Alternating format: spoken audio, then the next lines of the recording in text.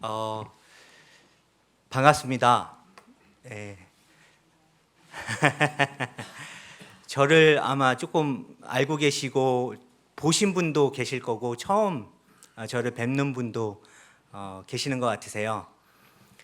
제가 이렇게 교회 와서 동탄에 있을 때 교회 가서 한번 말씀을 같이 나눴거든요. 교회가 동탄에 있을 때 그때 한번 이렇게 인사드리고 또 오랜만에 와서 이렇게 말씀을 나누고 있는데요. 오늘 말씀을 나누면서 선교 보고도 이제 같이 해드리고 이렇게 하려고 하는데 저 위험 요소가 있는 것 같더라고요. 첫 번째 위험 요소는 날씨인 것 같습니다. 날씨. 밖이 너무 추운데 여기 너무 따뜻해요. 그 은혜가 너무 넘쳐가지고 너무 뜨거워요. 그러면 졸기가 너무 쉬워요. 그래서 그게 첫 번째 위험 요소고, 두 번째 위험 요소는 시간을 30분만 이렇게 말씀을 전해 주셨으면 좋겠습니다. 이렇게 얘기를 했는데 원래 선교사들이 앞에 나오거나 이렇게 서면 말이 많아지거든요.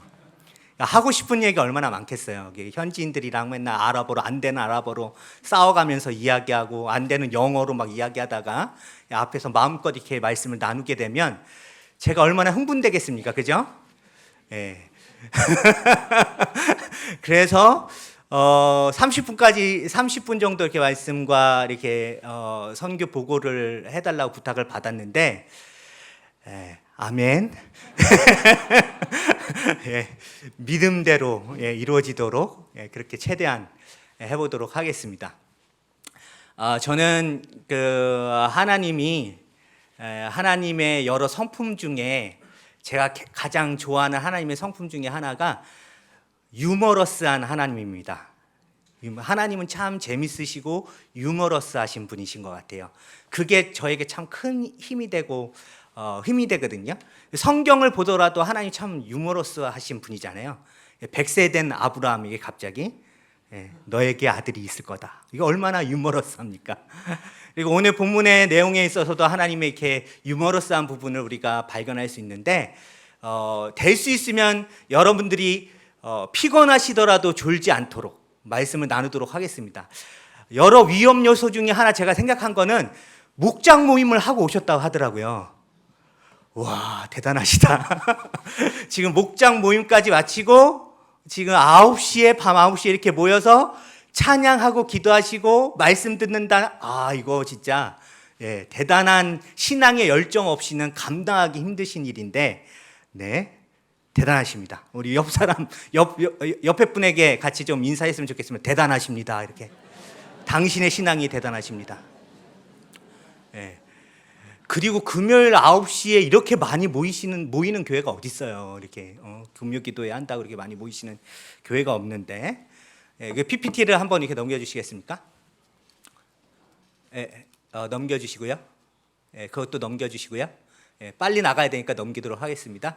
오늘 이제 어떻게 하려고 하냐면 말씀을 같이 나누고, 그 다음에 이게 모니터가 제게 좀 멀어서, 이게 뭐라고 돼 있죠? 사역 배경이라 돼 있나요? 사역 배경을 나누고 넘겨주시면, 그 다음에 사역들을 쭉 소개하고 이제 마무리하면서 이렇게 말씀을 좀 나누고 또 선교 보고도 하려고 합니다. 넘겨주시고요. 오늘 이 본문 속에서도 좀 하나님의 유머러스한 부분이 좀 이렇게 드러나 있는데, 이 엘리야가 하늘로 승천하기 전에 이제 엘리사에게 이제 물어보는 거잖아요. 네가 무엇을 요구하는지 나에게 말해라. 이걸 엘리야가 이제 엘리사에게 묻는 장면이지 않습니까?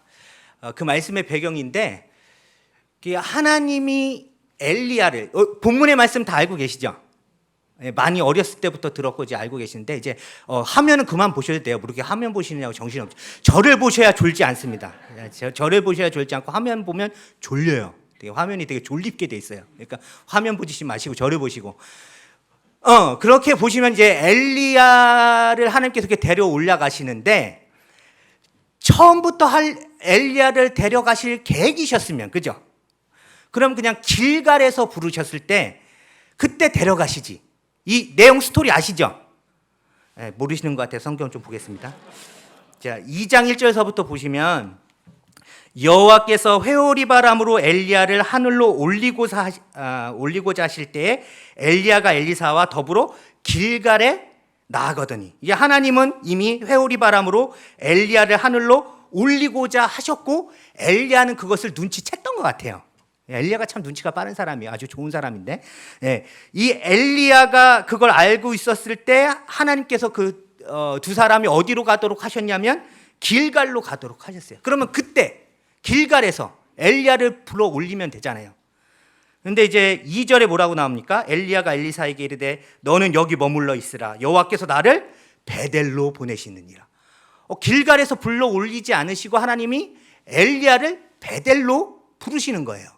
그래서 엘리야가 이제 베델로 갑니다.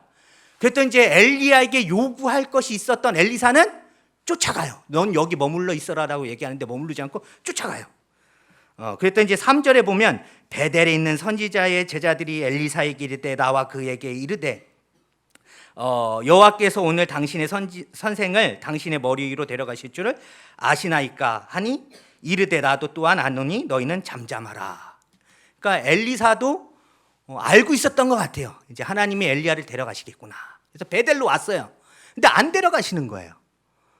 그리고 막 사람들이 와가지고 이제 하나님이 엘리야를 데려가시려고 하시는 걸 알고 있습니까? 그러니까 이제 엘리사가 짜증나는 거예요. 나도 알고 있는데 와가지고 자꾸 귀찮게 하니까. 얼마나 귀찮아요, 그죠? 그래서 알고 있으니까 좀 조용히 좀 해, 이렇게 얘기를 했어요. 그러면 하나님 베델에서 엘리야를 부르셨으면 됐는데 또 어디로 보내요? 어디로 보내요? 근데 아시면서 대답 안 하지 마시고, 모르시면 성경을 보시고, 여리고로 이제 또 가라 그러시는 거예요. 또 여리고로 갔더니 여리고에서도 하나님이 불러 올리지 않으시고 어디로 또 부르시는 거예요? 요단강으로. 그래서 이걸 전문 용어로 우리는 뭐라고 얘기합니까? 뺑뺑이. 그래서 하나님이 지금 엘리야와 엘리사를 뺑뺑이 돌리고 계시다. 이게 남의 고통은 우리의 기쁨이지 않습니까? 우리가 뺑뺑이 돌지 않기 때문에 이렇게 하는 거 보면 재밌어요. 하나님 엘리야와 엘리사를 뺑뺑이 돌리시는구나. 우리는 이렇게 지켜보면서 이렇게 즐거워할 수 있지 않습니까? 왜 하나님이 이렇게 뺑뺑이를 돌리시냐는 거예요. 그게 굳이 처음부터 길갈에서 딱 불러 올리셨으면 됐는데. 왜 그러셨죠? 바로 이 엘리사가 요구하는 것 때문에 그렇습니다. 엘리사가 요구하는 거에 정답이 있어요. 그러니까 엘리사가 뭐라고 얘기하냐면 오늘 이제 본문에서 오늘 본문 우리가 읽었듯이 9절에서 보면 엘리사가 엘리야에게 요구한 게 뭐예요? 당신의 성령이 하시는 역사, 그 역사가 갑절이나 내게 있기를 원합니다. 이걸 엘리사가 엘리야에게 요구했기 때문에 뺑뺑이를 돈 거예요. 그거 안 요구했으면 뺑뺑이 안 도는데. 그러니까 하나님께 기도할 때 잘 기도하셔야 돼요. 내가 기도하고 구하는 것이 뺑뺑이 돌 만한 것인가 아닌가를 잘 보시고, 이거 구하면 뺑뺑이 돌겠다 이러면 자중하시고, 이거 구해도 뺑뺑이 안 돌겠다 이런 것들 구하시고, 아멘? 아멘 하시면 어떻게 해요? 뺑뺑이 돌더라도 구할 건 구하셔야지. 자꾸 이제 저한테 넘어오시는데 지금 정신이 몽롱하셔서 저한테 자꾸 넘어오시는 것 같아요. 이게 뺑뺑이 돌더라도 구할 거는 하나님 앞에 구하자. 그거죠. 그럼 왜 하나님은 이 갑절의 영감을 구한 것, 이게 그 예전 성경에는 갑절의 영감이라고 돼 있잖아요. 성령이 하시는 갑절의 역사. 이걸 구했다고 이렇게 뺑뺑이 돌리나? 이제 우리 정답을 좀 또 살펴보면 19절서부터 보면 이제 엘리야가 승천한 이후에 그 약속대로 이제 엘리야가 승천한 걸 보고 나서 엘리사에게 갑절의 영감이 임했습니다. 그리고 나서 엘리사가 어디로 갑니까? 19절에 보면 2장 19절에 그 성읍이라고 돼 있는 데가 어디예요? 여리고성. 대답 잘 하셔야 돼요. 잘 대답 안 하시면 제가 길게 할 겁니다. 지금 아주 그냥 길게 할 거예요. 그 성읍이라는 데가 여리고성이에요. 여리고성. 그러니까 여리고성에 왔는데 거기 여리고성이 어때요? 물이 나쁨으로 토산이 좋지 않아 가지고 열매가 떨어져요. 그래서 이제 사람들이 나와서 엘리사에게 요구하니까 엘리사가 새 그릇에 소금을 담아서 그 물의 근원, 그 샘을 깨끗게 했잖아요. 이스라엘 성지순례 가보신 분 계십니까? 할렐루야. 몇 분 가셨네. 여리고성 가보셨어요? 그 엘리사의 샘 보셨죠? 그 엘리사의 샘을 보면서 이게 왜요? 같은 경험이 있으신 분하고 이렇게 공감하고 있는데 왜 질투나세요? 저도 저기 이스라엘 갔다 오고 여리고성 가봤습니다. 거기 이게 샘이 있는데 엘리사의 샘이 있는데 얼마나 맑은지 몰라요, 그 샘이. 그리고 그 여리고성이 뭐로 유명하냐면 대추야자 열매 있잖아요. 그걸로 되게 유명해요. 종려나무. 그래서 그 열매가 그 성을 아주, 그래서 이게 여리고라는 이름의 뜻이 종려나무의 성이잖아요. 종려나무의 성. 그래서 그 종려나무가 아주 풍성히 맺히는, 그 열매가 잘 맺히는 성이에요. 그래서 거기가 아주 풍족한 땅이었는데 뭐 때문에 이렇게 물이 안 좋아졌어요? 이거 물 안 좋아진 거. 왜 안 좋아진 거예요, 이거? 여리고성에 물 안 좋아진 이유가 뭐예요? 원래 샘이 좋고 물이 아주 좋은 곳인데 왜 안 좋아졌죠? 성경에 있는 걸 묻는 건데 제가 지금 성경에 없는 걸 묻는 게 아니라 왜 물이 안 좋아졌어요? 이렇게 물으시면 또 어느 분은 제가 안 그랬는데요, 제가 물 안 더럽혔는데 이러지 마시고, 물이 안 좋아진 이유가 무엇입니까? 여호수아의 정복 전쟁 때, 그렇죠? 하나님께서 여리고성을 저주하셨죠. 그래서 그 성의 기초를 닦는 사람에게 어떻게 한다고요? 닦으면 길게 할 거야. 안 되겠어. 나 혼자 신나는 것 같아가지고. 그 성의 기초를 쌓는 사람에게는 장자를 잃게 될 거고, 마지막 그 성의 문을 만드는 사람에게는 막내 아들을 잃게 될 거라는 그 성의 저주가 있었잖아요. 그래서 여리고성을 쌓지 말아라. 여리고성은 무너지도록 해라. 왜 그래요? 그 여리고성이 대적의 성문이라고 하는 상징이 있기 때문에 그래요. 아브라함에게 주셨던 네 후손이 대적의 성문을 차지하리라고 말씀하셨던 대적의 성문으로서의 상징이 여리고성이었기 때문에 그 성에 하나님이 저주를 내리신 거예요. 사단의 머리랑 같은 거예요. 사단의 머리를 예수님께서 무너뜨린 거. 그 사건이 비유되는 사건이 여리고성의 정복이기 때문에 그 성에 저주가 있었어요. 그래서 물이 좋지가 않았어요. 근데 그 성을 세운 사람이 누군지 아시죠? 다시 원래 성터가 무너져가지고 아무도 성을 세우고 있지 않았는데 그 하나님의 저주 때문에 누가 성을 세웠어요? 에이. 우리 성경을 볼까요? 우리 성경 열왕기상 16장에 보면, 열왕기상 16장에 보면, 네.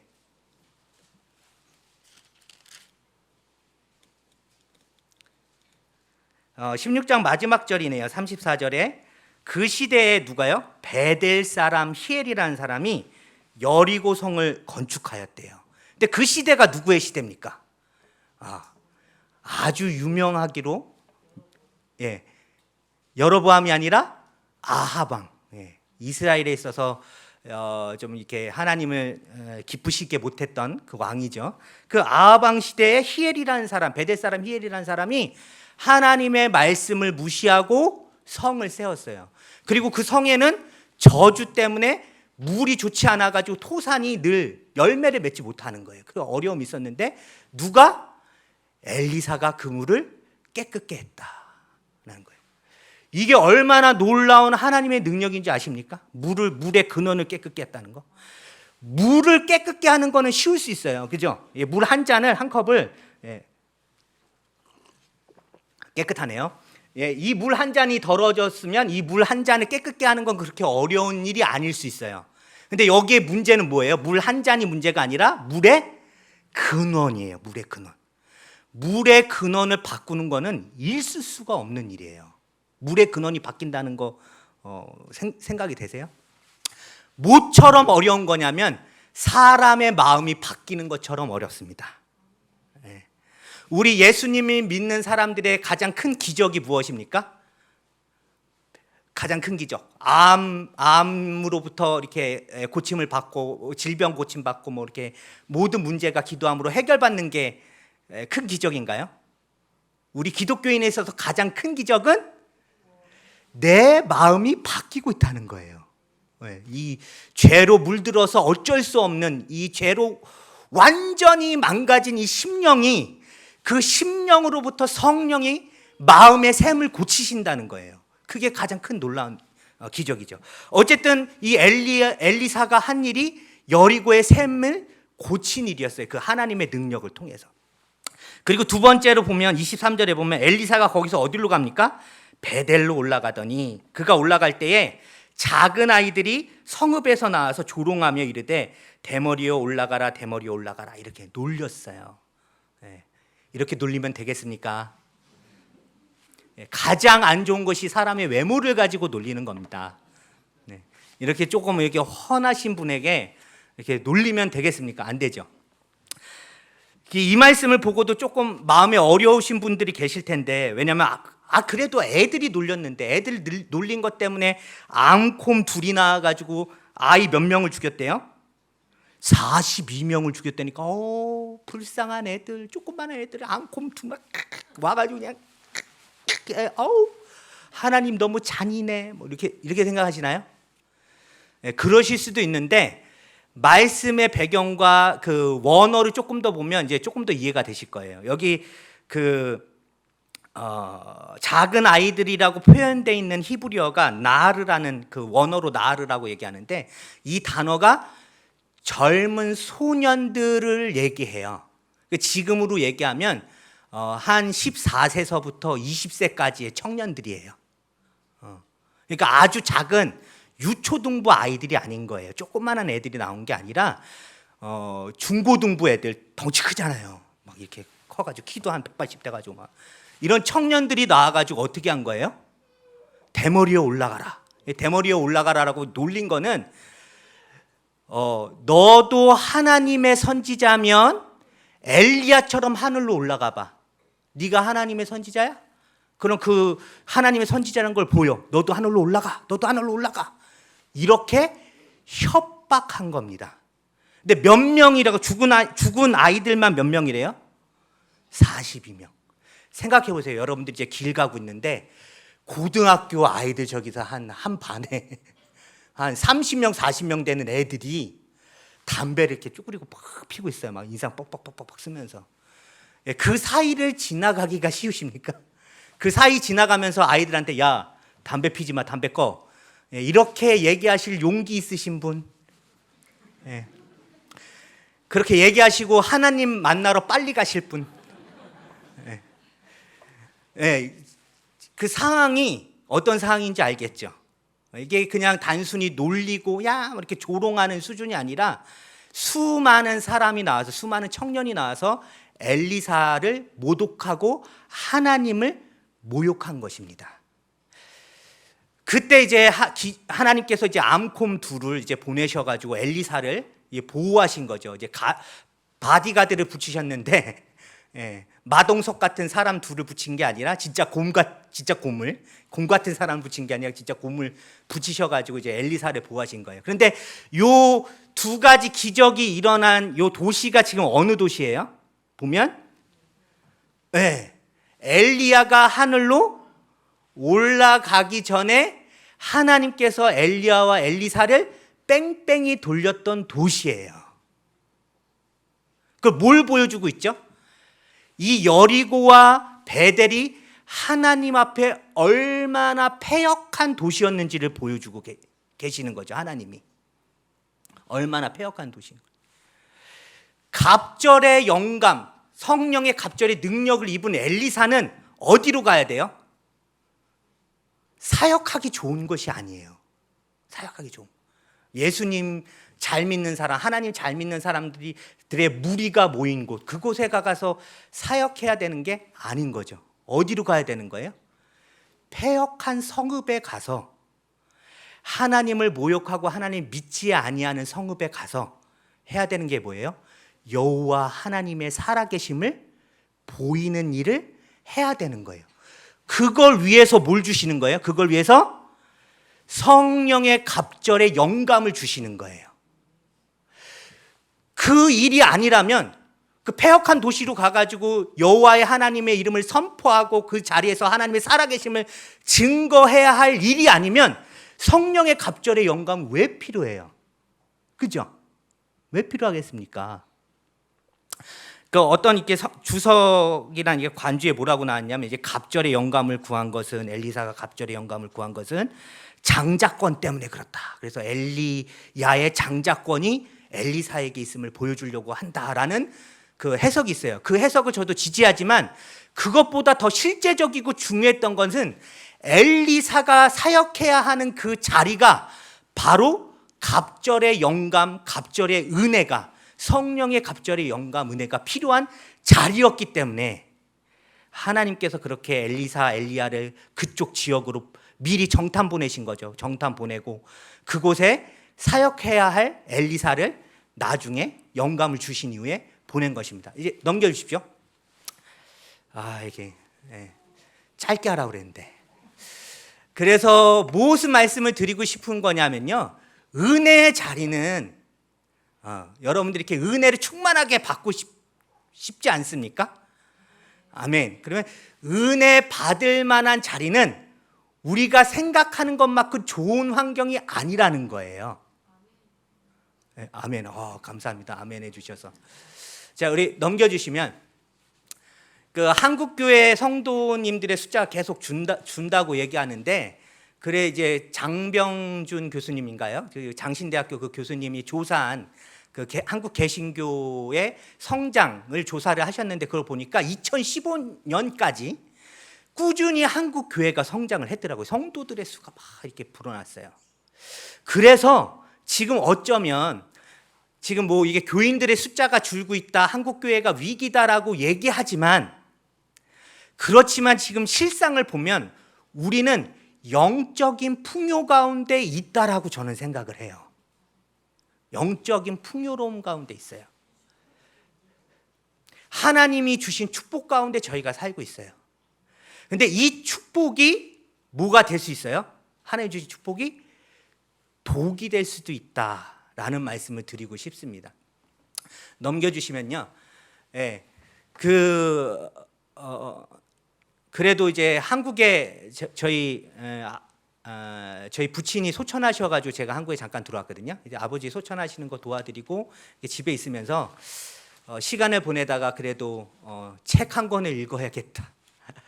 그래서 책을 산 게 존 파이퍼 목사님의 그 하나님께 굶주림 3이라는 금식에 관해서 쓴 책을 제가 이렇게 사다 읽었거든요.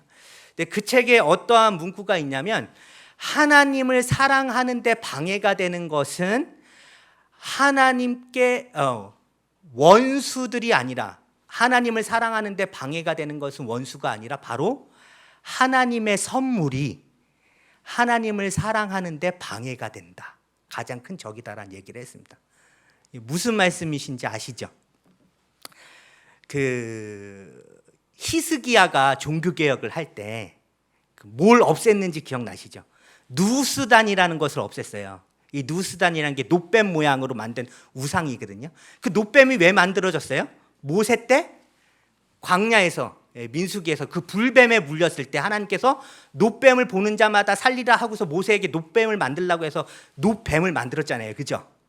그래서 그 뱀을 보는 사람마다 살았어요. 근데 나중에 히스기야 시대에 가니까 그게 뭐가 됐어요? 하나님이 은혜로 주신 건데, 이스라엘 백성을 치유하기 위해서, 구원하기 위해서 주신 그 놋뱀이었는데, 그 놋뱀이 나중에 뭐가 됐습니까? 우상이 됐어요. 하나님이 주신 선물이 우리 가운데 우상이 될 때 그게 뭐예요? 우리에게 가장 큰 독이 된다는 겁니다. 저는 무슨 말씀을 드리고 싶냐면요, 풍요 속의 빈곤이라는 말씀을 드리고 싶습니다. 오늘도 찬양이 너무 은혜스러워서 제가 너무 진짜 은혜가 된다. 그래서 이집트에서 찬양하면 이런 이렇게 막 그 은혜 받을 분위기가 안 돼요.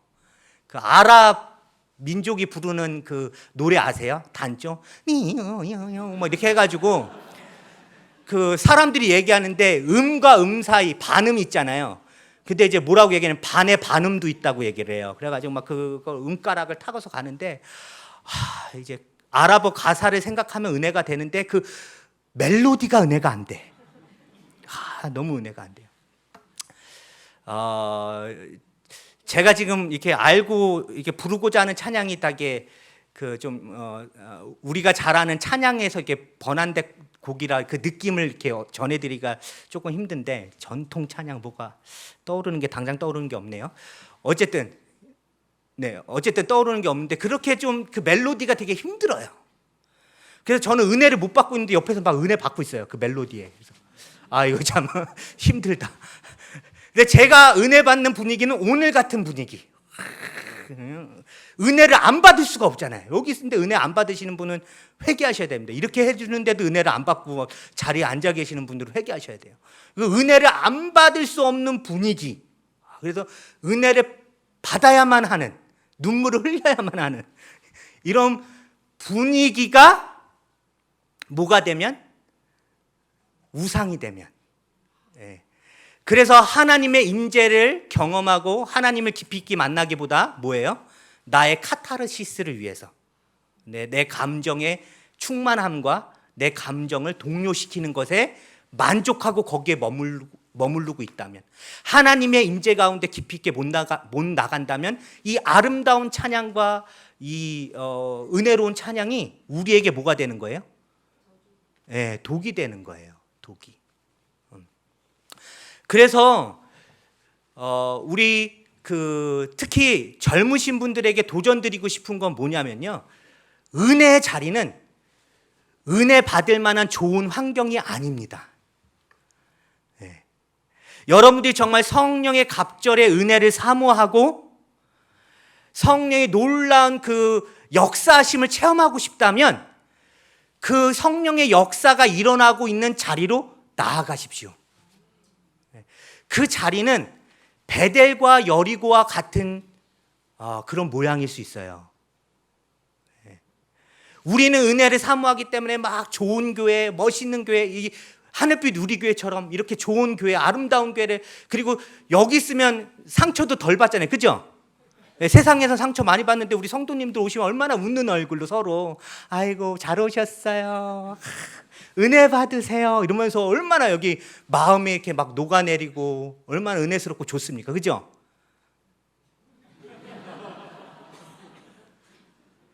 나만 좋은 것 같은데요? 저만 좋은 것 같은데요? 저는 좋은데. 어쨌든 여러분들이 정말 성령의 놀라운 은혜가 하나님의 살아계심을 체험하고 싶고 하나님의 더 깊이 있는 임재 가운데 가고 싶다. 그러면 도전하셔야 됩니다. 은혜 받을 만한 자리에 머물러 있어서는 은혜를 하나님의 그거를 체험하기가 너무 어려워요. 그 은혜 받을 만한 자리는 베델과 여리고 같은 지역입니다. 거기 갔을 때 하나님께서 역사하세요. 이집트에서 얼마나 하나님께서 강력하게 역사하고 계신지 막 설명해드리고 싶은데 이걸 말로 해드려서 여러분들이 아실래나? 이걸 와서 한번 이렇게 경험해 보시면 하나님 살아계시고 지금도 일하고 계시고 얼마나 크게 역사하고 계시는지 체험하실 수 있습니다. 그래서 이집트로 나오세요. 이건 웃음 포인트가 아니었는데 이집트로 나오라는. 네, 자, 그 전 거 보여주시겠습니까? 전 지도. 네, 전지도 보여주십시오. 네, 이게 이제 전방 개척 선교 지도라고 해가지고 이게 제가 알기로는 KWMA에서 만든 지도로 알고 있는데 저기 보시면 녹색으로 표시되어 있는 지역들이 이제 대부분 다 교회들이 있고 이미 복음화되어 있는 지역이고, 주황색 그리고 적색이 조금 짙으면 짙을수록 교회가 없고 이제 미전도, 전도가 잘 되지 않은 그 지역을 나타내는 그런 그래프입니다.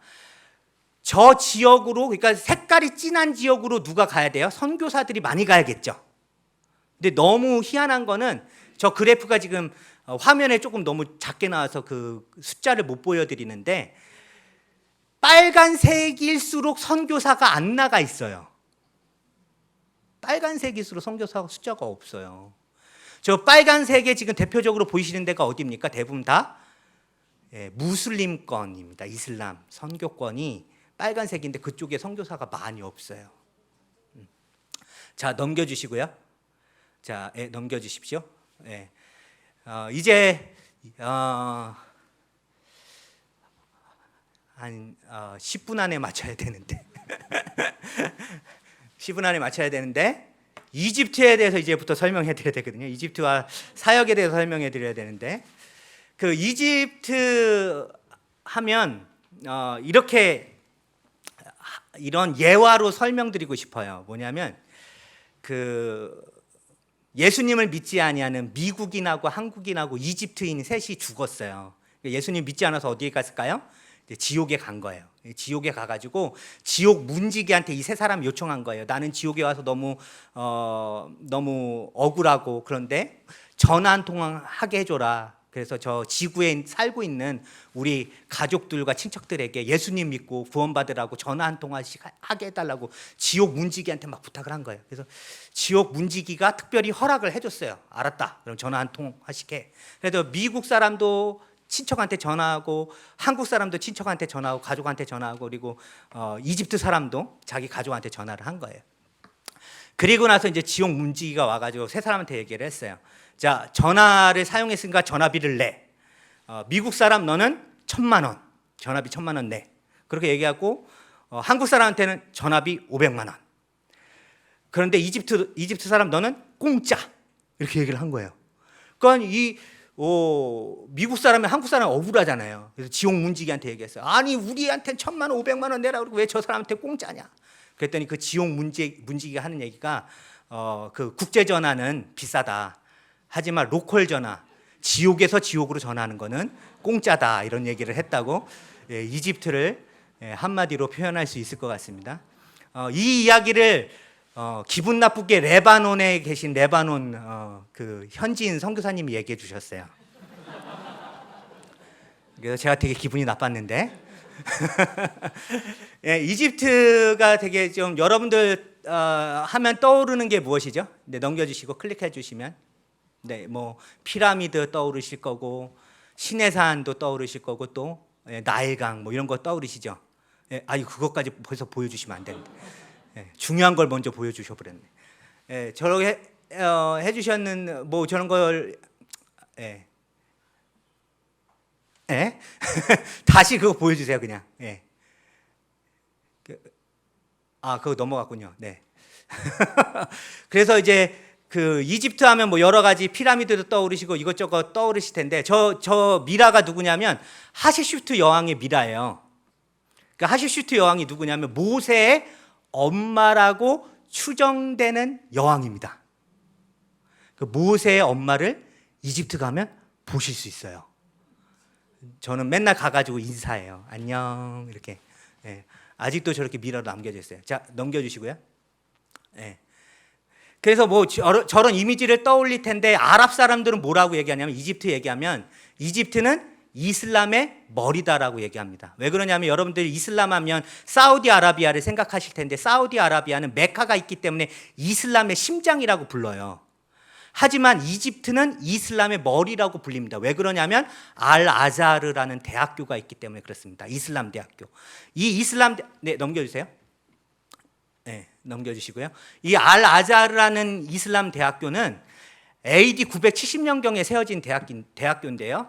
이슬람 최초의 대학교면서 전 세계로 첫 번째로 세워진 대학교예요. 그리고 무슬림들에게 그리고 이슬람에 있어서 가장 중요한 역할을 하는 대학 중에 하나입니다. 뭐 저 대학 하나 있다라고 이슬람의 머리라고 불리는 게 맞나라고 생각하시겠죠. 뭐 이슬람 국가 여러 대학이 있을 텐데. 근데 여러분들이 얘기를 들으면 조금 놀라실 만한 게 저 알-아자르의 대학에 다니는 학생의 수가 몇 명인지 아세요? 200만 명입니다. 놀랍죠? 그러니까 어떻게 한 대학에 200만 명이 대학이라고 불리지만 부속 기관으로 돼 있는 게 4,000개가 넘어요. 이 부속 기관이라고 하는 거는 알-아자르 대학교의 부속 초등학교, 중학교, 고등학교. 그다음에 코란 연구소. 그다음에 이슬람 법 연구소, 이렇게 해가지고 4,000개가 넘고, 이 알 아자르 인스티튜션은 무슬림 국가 전체에 다 퍼져 있습니다. 무슬림 국가 전체에 다 퍼져 있어요. 그래서 이 아시아 국가에 있는 이슬람 국가들, 인도네시아나 아니면 말레이시아나 이런 데서 이슬람을 공부하러 넘어오는 학생의 수가 매년 3만 명이 됩니다. 그래서 이슬람 신학에 있어서 되게 중요한 역할을 하고 있어요. 어떤 일이 있었냐면, 저 알 아자르를 대표하고 있는 대표 이맘이 있거든요. 그러니까 뭐 총장 같은 사람이에요. 이게 대학 총장 같은 사람인데, 그 사람의 영향력이 얼마나 크냐면, 이게 한 10년쯤 됐을 거예요. 10년쯤 된 사건인데, 그 프랑스에서 공공기관에서 무슬림들 히잡을 못 쓰게 한 거예요. 여자들 히잡 쓰지 말라고. 그 프랑스 대통령이 그렇게 얘기를 한 거예요. 그러니까 이제 프랑스에 사는 무슬림들이 막 데모가 일어났어요. 시위하고 뭐 그래서 난리가 났었거든요. 그런데 알 아자르 총장 한마디에 싹 정리가 됐어요. 그래서 알 아자르 총장이 다른 나라에 살고 있는 무슬림 국가가 아닌 지역에서 살고 있는 무슬림들은 그 나라의 법과 규율을 따르는 게 맞다라는 그 한마디에 싹 정리가 됐어요. 조용해졌어요. 그만큼 영향력이 있습니다. 또 하나는 뭐가 있냐면, 여러분들이 좋아하실지 모르겠는데 맥주 좋아하시나요? 순간 대답할 뻔했죠. 네. 이집트가 맥주를 처음으로 양조장을 만들어가지고 대량 생산한 최초의 국가입니다. 고대 시대에 맥주를 만들었거든요. 석회가 많아가지고 이제 맥주를 음료수처럼 마셨어요. 그래서 1960년도까지인가 맥주를 그냥 음료로 마셨어요. 근데 알 아자르 총장이 어느 날 갑자기 앞에 서가지고 맥주도 술입니다 이렇게 얘기를 한 거예요. 그 다음서부터 맥주가 술로 지정돼가지고 지금까지도 맥주를 못 마셔요. 그 얼마나 그 사람들이 괴로웠겠어요. 왜냐하면 1950년까지 계속 마셔왔는데. 그래서 유명한 맥주 회사가 이집트 회사가 있습니다. 전통 그 맥주 회사가. 이걸 자세히 알고 있으면 이상한 건데, 어쨌든 그 전통 그 맥주 회사를 유지하기 위해서 알코올을 뺀 맥주를 생산하기 시작했어요. 그래서 지금도 알코올 없는 맥주가 이집트에서 유행하고 있는데, 그 이맘의 한마디 때문에 그게 그렇게 법으로 정해진 거예요. 이 정도로 이슬람 신학과 그 규율에 있어서 이집트가 갖는 영향력이 대단합니다. 또 여러분들 그거 아시죠? 지금 이스라엘 하마스 전쟁하고 있는데, 그래서 아랍 국가들이 다 어디서 모였어요? 아랍 연맹국 22개국이 그 하마스와 이스라엘을 중재하는 그 방안을 마련하기 위해서 모인 나라가 어디입니까? 몰라도 대답하셔야죠. 이집트예요. 이집트. 아랍 연맹국 본부가 이집트에 있어요. 그러니까 이집트가 이슬람에 끼치는 영향력은 상당합니다. 그 알카에다의 2인자로 있었던 그 빈라덴 다음에, 빈라덴이 죽고 나서 그 다음 수장이 된 사람이 누군지 아시죠? 이 무슬림 형제단 출신의 사람이 알카에다 2인자가 됐는데, 그 사람이 바로 무슬림 형제단이 바로 이집트에서 시작된 거예요. 이집트. 그리고 지금 하마스라는 그 단체도 무슬림 형제단에서 나온 단체라고 하잖아요. 그 무슬림 형제단이라는 기본이 어디서 시작됐냐면 이집트에서 시작됐어요. 그래서 이집트가 가지고 있는 이슬람의 정치적, 종교적 영향력은 대단합니다. 네, 넘겨주세요. 이런 이집트가 성경에도 많이 나오잖아요. 이집트 하면 이집트 사람들은 성경 말씀에 뭘 이게 중요하게 생각하냐면 이사야 19장 말씀. 거기 이집트를 축복하는 말씀이 이사야 19장에 나와요. 저희는 관심 없죠. 예. 왜냐면 한국은 성경이 아무리 뚫어봐도 이렇게 안 나오기 때문에 남의 나라가 나오든 안 나오든 우리는 관심이 없는데, 이집트 사람들은 그 말씀에 막 감명을 받고 막 은혜를 받고. 이사야서 19장 볼까요? 이사야서 19장.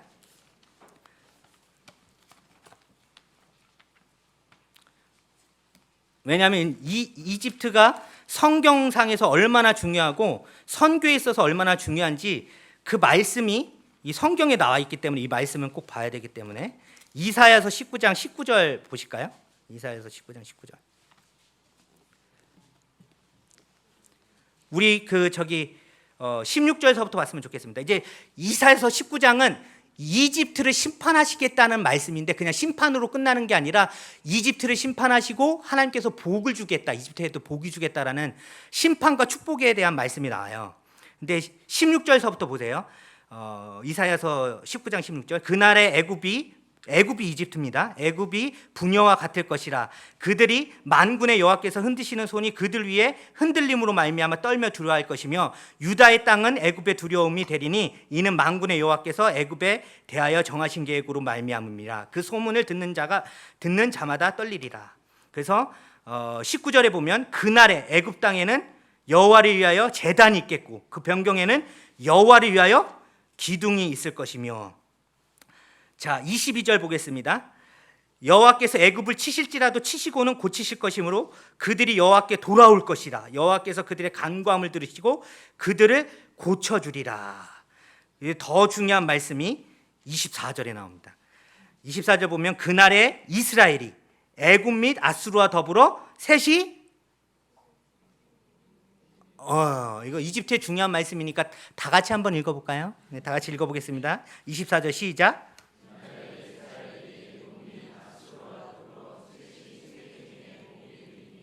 네, 이렇게 이제 감동이 별로 없으시죠? 이게 이제 히브리 성경이나 영어 성경을 읽으면 조금 더 감동이 있습니다. 왜 감동이 있냐면 거기에는 이스라엘이 첫 번째로 안 나와요. 히브리어 성경에는 어디가 첫 번째로 나올까요? 이집트가 첫 번째로 나와요. 그런데 성경의 말씀, 히브리어 성경이나 성경의 말씀을 보면 말씀의 순서, 단어의 순서도 되게 중요하거든요. 하나님이 누구를 지금 복 주시겠다고 얘기하시는 거예요? 이집트를 이스라엘과 아수르로 더불어 복을 주시겠다고 말씀하신 거예요. 와우. 네, 별로 관심이 없으시고 감동도 없으시고. 그래서 이 말씀을 이집트 사람들이 왜 이렇게 감동을 받냐면 아기 예수님이 헤롯 왕의 박해를 피해서 어디로 왔어요? 이집트로 내려왔잖아요. 그래서 실제적으로 복음이 이집트에 전해진 거는 AD 62년, 64년경에 마가 요한이 알렉산드리아 지역에 이제 복음을 전하면서 이집트에 복음이 전파되기 시작했는데 마가 요한이 복음을 전했을 때 폭발적으로 예수님을 믿었대요, 사람들이. 다른 지역하고 다르게. 어떻게 이렇게 예수님을 폭발적으로 믿을 수 있지? 구전에 따르면 아기 예수님이 내려와서 행하신 기적과 이적이 있었대요. 이게 꼽티교의 구전으로 남아있어요. 흥미롭지 않습니까? 아기 예수님이 기적을 행하셨다느니 성경에 나와있지 아니하는. 그래서 우리 그거에 매달릴 필요는 없습니다. 성경만 진리기 때문에 그거에 매달릴 필요는 없지만 그래도 흥미롭지 않습니까? 아기 예수님. 그게 뭐가 있냐면요, 아기 예수님이 장풍을 쏘셨대요. 마리아하고 요셉하고 이제 그 배 타고 이제 그 구전에 의하면 헤롯 대왕이 이제 그렇게 아기 예수님 살해하는 걸 실패하고 나서 로마에 요청을 해가지고 로마 군인들이 이집트에도 주둔하고 있었잖아요. 이집트에서도 로마 군인들이 쫓아 내려온 거예요. 아기 예수님 죽이려고. 그래서 이집트에서조차 예수님은 계속 피해 다니셨어요. 근데 어디까지 갔는지 아세요? 아기 예수님이 위쪽서부터 이집트 쭉 돌아가지고 이집트 정중앙까지 내려가셨고 그 중앙에 하나님을 예배하는 제단 교회가 세워졌어요. 그래서 꼽틱이 어떻게 생각해요? 꼽틱 기독교들이 이사야 19장 말씀의 성취라고 여겨요. 아기 예수님 내려가지고 중앙까지 가서 교회를 세우셨다. 얼마나. 이게 여러분들에게 100배의 감동이 있으려면 이집트에 오셔야 됩니다. 그 자리를 보셔야 돼요. 아기 예수님을 가지고. 그래서 그 중앙까지 내려가는 동안에 이제 배 타고 도망가셨다고 하거든요. 근데 나일강에 배를 탔는데 그 배를 그 동방 박사가 준 그 황금 모략 유향을 줬잖아요. 황금을 팔아가지고 배를 샀대요. 이제 배 타고 도망가는데 그 낙석 지역이 있었는데 바위가 떨어진 거예요. 그때 바위가 떨어져서 위험할 때 아기 예수님이 그냥 계시지 아니하고 장풍을. 그래서 바위가 저쪽으로 떨어졌다 이런. 이게 성경이 아니기 때문에 저는 안 믿습니다. 그런데 아주 놀라운 이야기가 있어요. 근데 그걸 왜 믿냐면, 그걸 왜 사람들이 꼽티 사람들이 믿냐면 손자국이 나 있는 바위가 있어요. 아기 예수님 손자국이다. 그래서 이스라엘 성지 갔다 오셨다 그랬죠. 예수님 승천교회에 뭐 있는지 아시죠? 예수님 승천교회 예수님 발자국 있잖아요. 예수님 하늘로 올라가실 때 점프를 얼마나 강하게 하셨는지 그 예수님 승천교회 가면 거기 발자국 있어요. 예수님 이렇게 뒷골 이렇게 점프한 막 거기에 막 가가지고 엎드려가지고 막 이렇게 카톨릭이랑 정교회 가서 막 울고 예수님 얼마나 힘을 쓰셨으면 여기 발자국이 새겨질도록 힘을 쓰셨나 그러면서 울고 기도하고 그러는데 거기도 이제 그런 손자국이 남아 있어요. 아기 예수님 손자국. 뭐 그거를 아주 그냥 거룩하게 여기고 이럽니다. 그래서 이집트는 기독교에 있어서도 너무 중요하고 이집트 하면 또 그 기독교에 뭐가 되게 중요하냐면 알렉산드리아 학파라는 학파 들어보셨어요? 성경 공부 조금 이렇게 하시다 이렇게 얘기하다 보면 목사님들이 가끔 이제 알렉산드리아 학파 누구누구가 이런 이야기를 했다 뭐 이런 얘기 안 들어보셨나요? 되게 중요한 이게 학파 중에 하나예요. 기독교 초대 교회 교부들이 있었던 중요한. 그래서 기독교 신앙이 삼일체 신앙 및 그리고 예수 그리스도의 신인성을 결정하는데 중요한 영향을 미쳤던 그 학파가 알렉산드리아 이집트 학파입니다. 그러니까 이집트 학파가 없었으면 이단에 막 휩쓸렸을 거예요. 근데 이단에 휩쓸리는 것을 이집트의 알렉산드리아 학파가 막았다는 거예요. 여러분들 얼마나 중요합니까? 그렇게 기독교 신학에 있어서 되게 중요한데 이슬람 신학에서도 되게 상당한 영향력을 미치고 있다. 제가 이제 고대 저희 이제 선교 훈련을 하면서 저희 이제 선교 훈련 프로그램이 있습니다. 그 훈련하면서 학생들하고 이제 정탐 훈련하고 리서치 훈련을 제가 시킵니다. 그러면 자료 연구도 하고 이제 관광지나 이런데 피라미드나 이런데 이제 기독교 역사랑 어떻게 연결되는지 그런 연구들을 하거든요. 근데 피라미드도 기독교 역사랑 어떻게 연결되어 있는지 제가 잘 설명드릴 수 있어요. 오시면 피라미드가 왜 우리한테 중요한가 뭐 이런 것도 들으실 수 있고 어쨌든 그런 거 연구를 하는데 그 연구를 할 때 보니까 고대 바벨론의 그 신화가 어디서 신학화돼서 정립이 됐냐면 이집트에서. 그래서 이집트의 신화와 그걸 연구를 해보면 고대 바벨론 시대의 신화와 신학 그때 당시에 그 종교가 어땠는지를 잘 살펴볼 수 있어요. 그래서 되게 이집트라는 나라가 신학적으로 고대 종교 신학으로 중요하고 우리 기독교 신학에도 중요하고 그리고 이슬람 신학에도 되게 신학적으로 되게 중요한 나라구나. 진짜 사람들의 머리, 종교의 머리 같은 역할을 하는구나라는 생각을 하게 됩니다. 넘겨주시고요. 지금 보셨던 그 전 그림에서 이게 십자가 모양을 가지고 있었던 kop틱교인들이고요. 지금 저게 이제 교회고, 네, 이제 시간이 없으니까 막 넘기시네요. 감사합니다. 저희 센터가 위치가 저기 돼 있고, 네, 넘겨주십시오. 네, 저는 지금 SCTS라는 그 사역 단체에서 지금 사역하고 있습니다. 저희 SCTS는 Spiritual Center for Training and Studies라고 해가지고 나일 복음주의 장로 교단의 협력으로 소속돼 있는 그런 센터예요. 저희 센터를 선교 센터를 시작하신 분은 김신숙 선교사님이시라고요. 중동 북아프리카 한인 1호 선교사님입니다. 1976년도에 이집트에 오셔서 선교를 시작하셨어요. 안 놀라시나요? 네. 지금까지 살아계시고 지금도 선교하고 계세요. 이제 놀라시는군요.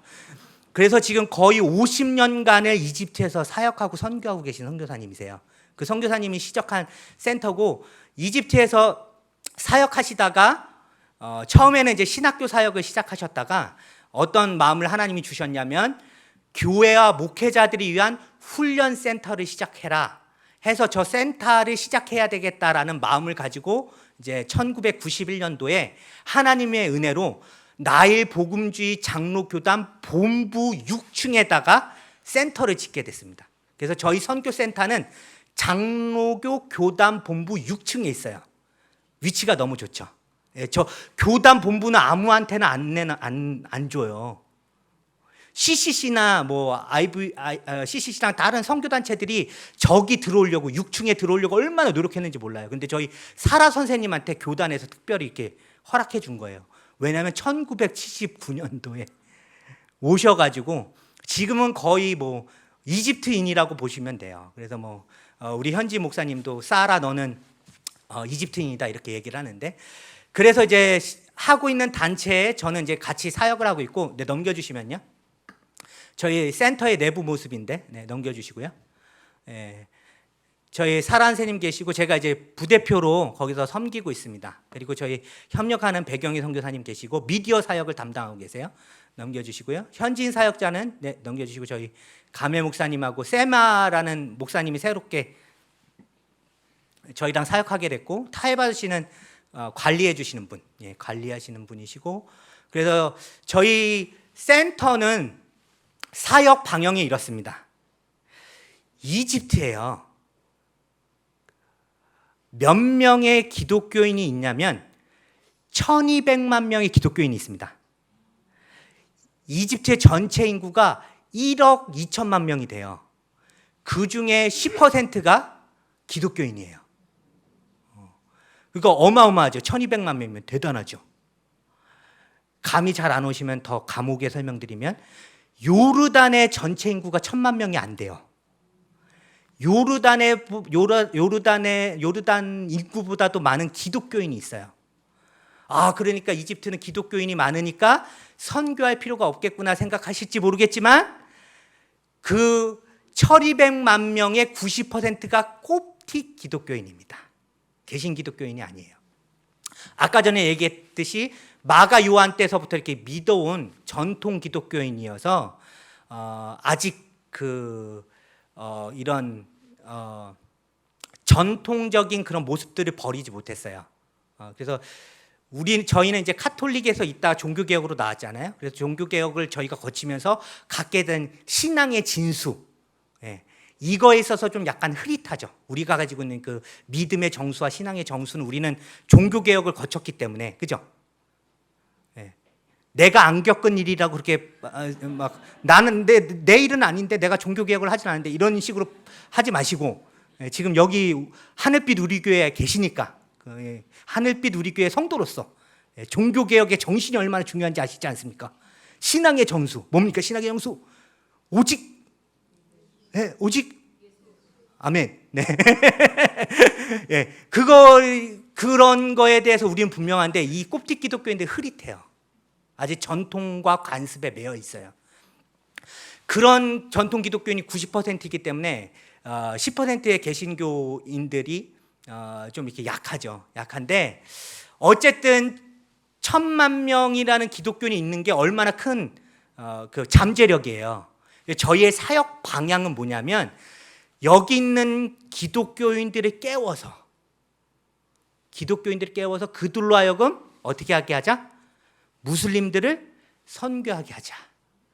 저도 이제 그 14년 살아서 아랍어는 어느 정도 합니다. 아랍어는 생활 아랍어 같은 거 하면 뭐 사바헤, 메세헤, 아크바락 이렇게 하면서 이제 하는데, 설교를 마음껏 못 해요. 그래서 제가 지금 이렇게 길게 하는 거예요. 한국말로 설교하고 얼마나 기쁘고 반응도 바로바로 오고 얼마나 좋아요. 막 그 우리끼리 통하는 그 농담 있잖아요. 그러니까 한국 사람이 농담 이렇게 통하니까 얼마나 좋고. 아랍어로 하려면, 아랍어로 설교하려면 적어야 돼요. 적어가지고 그냥 읽어야 돼요. 왜냐하면 이렇게 막 자연스럽게 안 나오거든요. 그 선교사가 갖는 언어적 장벽과 문화적인 장벽이라는 게 한계가 있어요. 저희가 이게 복음을 전하면 충분히 전하죠. 그리고 이렇게 예수님을 전하면 잘 받아들여요. 여러분들 무슬림한테 전도하면 깜짝 놀랐거든요. 왜 깜짝 놀랐는지 아세요, 여러분들이? 무슬림한테 전도하면 예수님 잘 믿어요.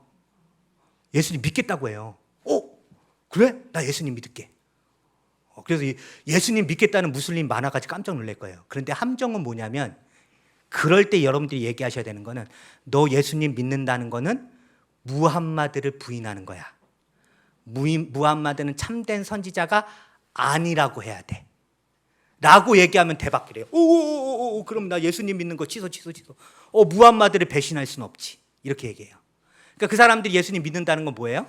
예수님도 믿고 무함마드도 믿는다는 거예요.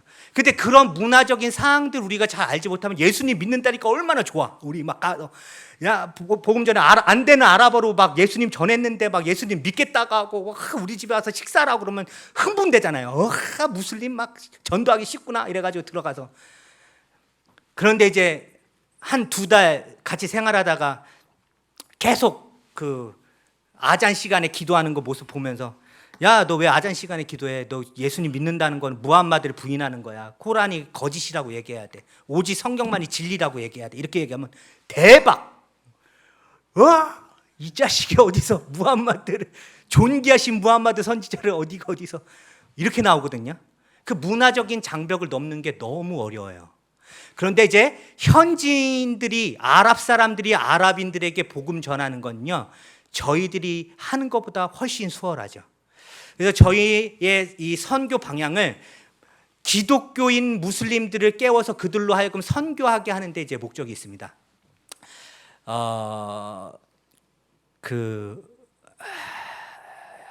지금 저에게 계속 위협이 되는 건 시간입니다. 시간. 네. 그래서 자꾸 이게 시간을 보게 되니까 까먹어요.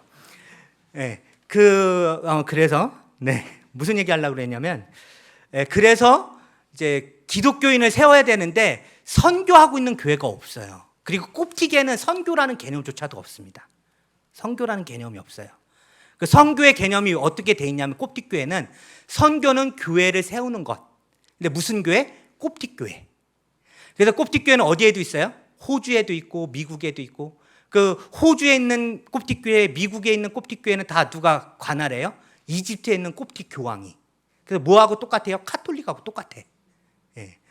그래서 선교의 개념이 그런 교회를 그냥 단순히 그 자기네 꼽티교회를 세운다는 그 개념에 있기 때문에 복음을 전하는데 이게 한계가 있고, 그런 것들을 우리가 깨워줘야 된다. 참된 말씀과 기도로. 그래서 꼽티교회를 거부하지 않고 그들로 하여금 신앙의 도전을 받고 참된 예수 그리스도께 나와서 그들로 복음을 전하게 하고, 또 개신교회도 선교하는 교회가 없어요. 선교하라 그러면 맨날 무슨 얘기하냐면, 우리는 선교한다고 얘기하면서 수단 선교하는 거 얘기해요. 수단 선교. 자, 넘겨주시고요. 이제 말씀을 마무리 짓도록 하겠습니다. 넘겨주세요. 넘겨주십시오. 네. 넘겨주십시오. 네. 네. 네, 넘겨주십시오. 네. 저는요, 한국에 이렇게 나오게 되는 게 이렇게 쉽지가 않고, 그래서 말씀드리고 싶은 거는 이집트로 오세요. 더 알고 싶지 않으십니까? 네, 오늘 좀 세게 기도해야겠네요. 자랑하고 제가 오늘 좀 기도 인도를 좀 세게 하겠습니다. 세게 해서 이집트로 가야겠다 이게 돼야 되는데, 그 연구한 결과에 따르면 뭐라고 얘기하냐면요, 이슬람이 시작해서 지금까지 한 1400년이 됐는데, 그 1400년 동안 기독교로 개종한 그 무슬림의 숫자, 무슬림에서 기독교로 개종한 그 무슬림의 숫자보다 최근 50년간 개종한 무슬림의 숫자가 더 많대요. 하나님이 지금 아랍 지역에서 어마어마한 일들을 벌이고 계십니다. 근데 그게 우리의 눈에는 좋지 않은 일들이에요. 전쟁, 하마스 이스라엘의 전쟁. 그리고 튀르키예, 주보 보다가 튀르키예 단기 선교가 이렇게 적혀 있는 걸 봤습니다. 이집트가 아니더군요. 네, 여기. 네, 튀르키예 좋죠. 필요합니다. 네, 은혜가 있기를. 네네.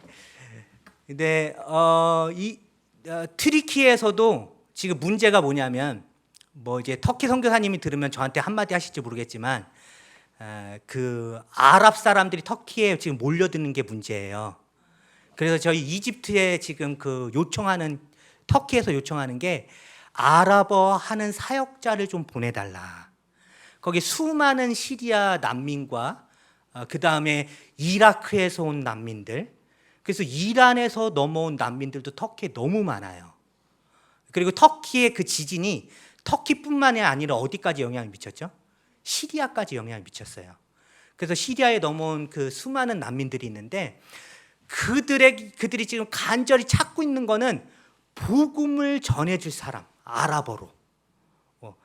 안 되는 아랍어 말고요. 저처럼 안 되는 아랍어 말고 능통한 아랍어로 복음을 전해주고 예수 그리스도의 그 은혜를 얘기해 줄 사람을 요청하고 있어요. 그걸 이제 저희 이집트로 계속 사역자 좀 보내달라고 요청하고 있습니다. 이제 그런 요청들에 저희가 기도하면서 시작한 그 프로그램이 RAM이라는 프로그램인데 Refugee Assistance Ministry라고 해서 현지인들을 훈련시키는 프로그램이에요. 현지 청년들을 훈련시켜서 난민 사역자로 파송하고 그 훈련으로 지금 나가 있는 선교사 중에 하나가 수단으로 나가 있는 선교사를 저희가 이제 한 사람 수단교회랑 협력을 해서 쿠쿠라는 우리 선교사를 수단으로 보내가지고 지금 하고 있는데 지금 그렇게 우리 눈에 보기에는 힘들고 어려운 일인데 하나님의 어마어마한 축복이 있는 일들이 일어나고 있다는 것입니다. 수단 얘기를 잠깐 드렸는데 이집트 그 수단 내전 있는 거 아시죠? 그것도 관심이 없으세요? 수단 내전이 아직까지 있어요. 그러니까 내전이 일어났다라는 소식은 들었지만 그게 지금까지 영향을 미치는지는 잘 모르실 텐데 지금까지 영향을 미치고 있어요. 지금까지 영향을 미쳐가지고 지금도 수단 난민이 넘어오는데 이집트에 있는 수단 난민이 1,000만 명이 넘습니다. 그 얘기를 들으면 저희는 참 이렇게 안타까운 생각이 들잖아요. 그 필요랑 없어가지고 지금 한 플랫 안에 30명, 40명이 생활하고 있어요. 집 한 채에 30명, 40명이 공동체 생활로.